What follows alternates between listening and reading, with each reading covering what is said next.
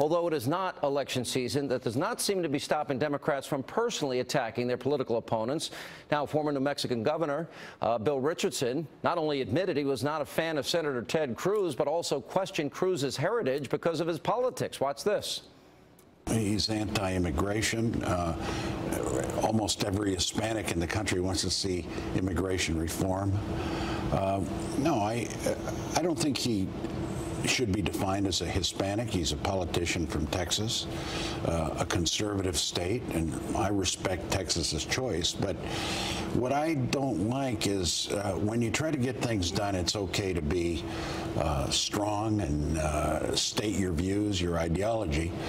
But I've seen him demean the office, be rude to other senators, not be part of, I think, the civility that is really needed in Washington. Talk about civility. What about President civility? Joining me with reaction, Fox News political analyst. She's always civil. Kirsten Powers, radio talk show host. Dana Loesch is back with us. Guys, good to see you. And I see Harry Reid called Cruz a schoolyard bully. And then yet, what's our friend James Carville is praising Cruz. Are Democrats afraid of Ted Cruz, Kirsten? I don't think they're afraid of him. I think I agree with James Carville. I think he is an impressive candidate, but I do think that he probably could stand to have maybe a little more sunny disposition if he has a national career in mind in terms of running for president, just because Americans usually like more upbeat, aspirational people. Dana, I look at Cruz, Mike Lee, Rand Paul, and Marco as kind of the new conservative movement in the country. Yeah, and that's exactly right. And I think a lot of Americans, Sean, view them the same way. And Democrats certainly do, which is why they're trying to do everything that they can to pepper the field for 2016 and put some potholes in front of Cruz's way. And Cruz, you know, I think he's very inspirational. I think he has a fantastic story. He has a great background, and his story really resonates with a lot of Americans, which is why so many Americans really identify with Ted Cruz, and so many recognize him. I mean, here's this guy's a newbie, he's a freshman, and already he's a superstar in the movement. So I don't know, Bill Richardson, his criticism would mean something, Sean, if he hadn't already spent quite a long time doing the exact same thing he's condemning now. He did it to Clarence Thomas. He's done it to a number of people. He plays with identity politics. His message is, yeah, you can't be Hispanic unless you're a Democrat Hispanic. All right, let me go. Terry McAuliffe, good friend of the Clintons, is running for governor in the Commonwealth of Virginia against Ken Cuccinelli, the attorney general there. A devastating, I mean brutal RNC ad that I frankly like. Let's run it. We got there a little afternoon and spent the whole afternoon in her room. I was trying hard not to appear restless, but I'm not one to sit still for long, and soon I was going stir crazy, which drove Dorothy nuts. "Isn't there something you need to do?" she finally said.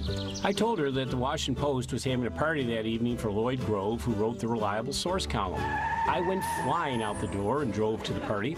I made the rounds at the party and ran into Marjorie Williams, who was writing a story on me for Vanity Fair magazine. She was shocked. "Isn't Dorothy having a baby today?" she asked. Marjorie just couldn't understand how I could have left Dorothy alone. Dorothy was starting to well up in the back seat. She was having trouble understanding how I could be taking my wife and newborn baby to a fundraiser on our way home from the hospital. We got to the dinner, and by then Dorothy was in tears. And I left her with Justin and went inside. I felt bad for Dorothy, but it was $1 million for the Democratic Party. Nobody ever said life with me was going to be easy. Nobody ever said life with me was going to be easy. Nobody ever said life with me was going to be easy. That was just awesome. I mean, that was one of the funniest ads I think I've ever seen, and it's devastating. He wrote it. You don't and look he like wrote it too, Sean. Yeah, and he wrote the ad. I mean, he's admitting all these things. I'm taking my wife's crying, my baby, my newborn baby's crying. I went to raise $1 million for the Democrats. Real family values, Kirsten. It's just weird. Like, I don't know what to say about it. I don't know why anybody would brag about that kind of behavior. It's just very strange behavior. Yeah, your wife's having a baby, and she thinks you're getting a little stir crazy. Honey, go out and raise money for your fellow Democrats. You know, I don't need you in here anyway. That wouldn't fly. This may shock you, Kirsten. This wouldn't fly in the Hannity household. Oh, no, I know that. I've met your wife. That would not happen. That would not happen. How big an impact could that have, Dana? Oh, I think it's going to have a pretty big impact, at least for voters, because he's never held statewide office. They're still getting used to his name, so that's who he is. Maybe he could sue them for libel like he did the Franklin Center if they didn't like it. Yep. All right, we'll see. Guys, good to see you both. We appreciate it, as always.